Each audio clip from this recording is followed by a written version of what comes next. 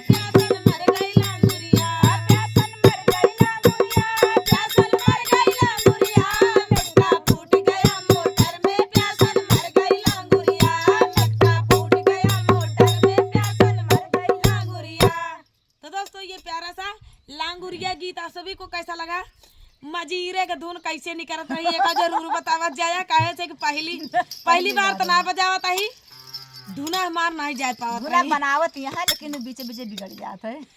हमका सिखाई किया है मजीरा, और सीखे वही ऐसी बात ना, थोड़ा बहुत काम चलाइन ले थी। जोन तनी मनी आया ना कमी काहे है, घुंघरू कैसे बाजत रहे काहे रहे ना, और जैसे बजाए होंगे आप लोग कमेंट करिएगा, काहे से घुंघरू कितना दिमाग रहा, गाना कितना दिमाग रहा होगा, तो वापस सब जान सकती के का ध्यान कहाँ है, तेरा ध्यान किधर है तेरा। घुंघरू पे गाना पे।